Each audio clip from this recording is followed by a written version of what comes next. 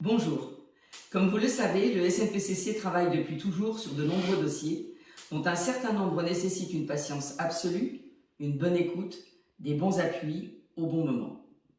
Notre compréhension et connaissance de tous les métiers liés aux animaux de compagnie que nous représentons font que nous apportons à nos interlocuteurs une analyse de terrain basée sur l'expertise des membres de notre conseil d'administration et des membres de nos commissions professionnelles.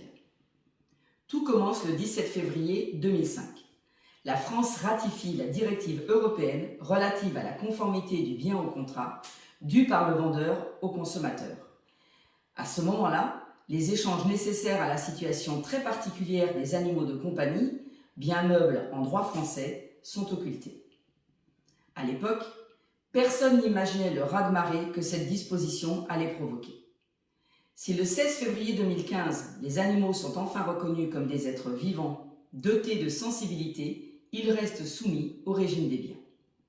Le 17 mars 2014, la loi relative à la consommation prévoit qu'à partir du 18 mars 2016 et pendant les 2 ans à compter de la délivrance du bien, le défaut de conformité est présumé exister.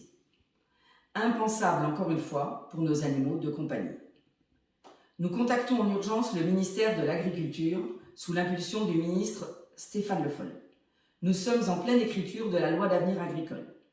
Grâce à la compréhension du dossier par nos interlocuteurs, la loi exclut les animaux de compagnie du dispositif de la présomption d'antériorité, le reconnaissant totalement inapplicable pour un être vivant.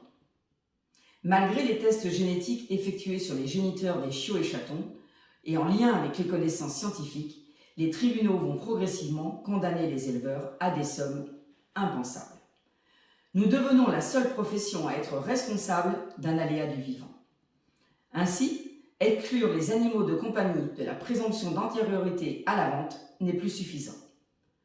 Obligation de moyens, oui. Obligation de résultat, non. C'est ainsi qu'en 2018, nous intervenons auprès du ministre Bruno Le Maire qui nous propose de rencontrer les services de la DGCCRF. Lors de notre entrevue, nous apprenons que la directive européenne qui avait introduit cette nouvelle garantie va être modifiée.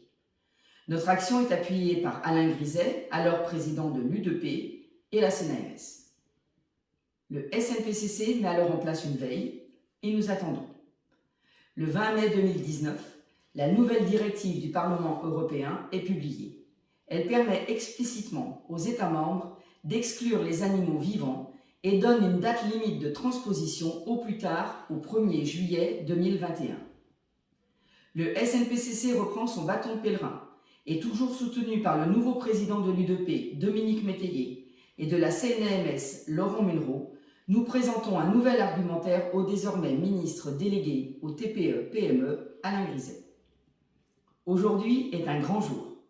Ce 30 septembre 2021, le syndicat national des professions du chien et du chat est heureux de vous annoncer que l'ordonnance de la garantie légale de conformité a été publiée au journal officiel ce matin.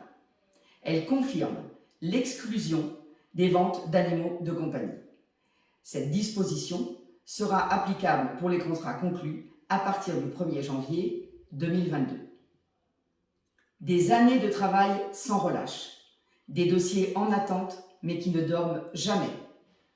Le SNPCC se battait depuis 15 ans pour faire entendre raison dans ce dossier et c'est dans notre 16e année que cette victoire est obtenue.